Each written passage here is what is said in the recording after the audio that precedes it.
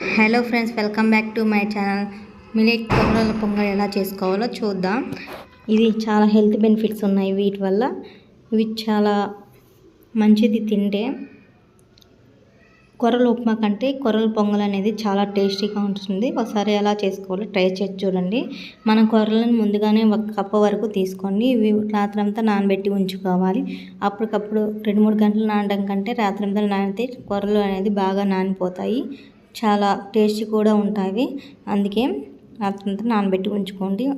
అలాగే 1 కప్పు వరకు పెసరపప్పు సన్నని సెగ మీద జాగ్రత్తగా వేయించి ఉంచుకోవాలి. పెసరపప్పు అప్పుడే టేస్ట్గా ఉంటుంది. హై ఫ్లేమ్ మీద పెడితే త్వరగా మాడిపోతుంది, టేస్ట్ కూడా ఉండదు అంతగా. ఇవి మాకు పండిన కొర్రలు.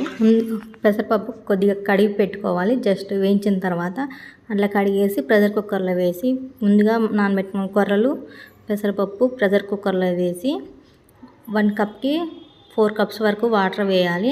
అంటే నేను 8 కప్స్ వరకు వాటర్ తీసుకున్నాను.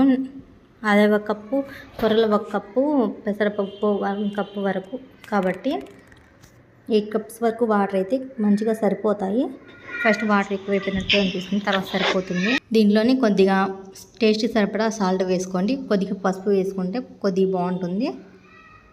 చూడండి, కొర్రలో ఉప్మా అయితే 4 విజిల్ వరకు వచ్చే వరకు లో ఫ్లేమ్లో పెట్టి ఫ్లేమ్ అనేది 4 విజిల్స్ వచ్చే వరకు ఉంచుకోవాలి. ఇప్పుడు పప్పు గుత్తి పెట్టి ఇలా మ్యాష్ చేసుకుంటే పొంగలి మెత్తగా అయిపోతుంది, బాగుంటుంది.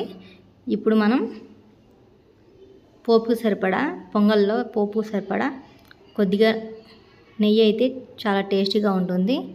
ఎక్కువ నెయ్యి వేసుకుంటే ఇంకా కొద్దిగా టేస్టీగా ఉంటుంది. దీంట్లో కొద్దిగా సన్నగా కట్ చేసి ఉంచుకున్న పచ్చిమిర్చి, ఆవాలు, జీలకర్ర, మిరియాలు, కొద్దిగా ఉంటే జీడిపప్పు అయినా వేసుకోవచ్చు. ఇంగువ, ఇవన్నీ వేసుకుంటే చాలా టేస్టీగా ఉంటుంది పొంగల్. ఈ వేయించి ఉంచుకున్న తర్వాత ఇలా మ్యాష్ చేసి ఉంచుకున్న పొంగల్లో వేసి బాగా గట్టితో తిప్పుకోండి. అప్పుడు నెయ్యి ఫ్లేవర్ అనేది పొంగల్కి బాగా పడుతుంది, చాలా టేస్టీగా ఉంటుంది. దీన్ని చట్నీతో సర్వ్ చేసుకుంటే చాలా టేస్టీగా ఉంటుంది.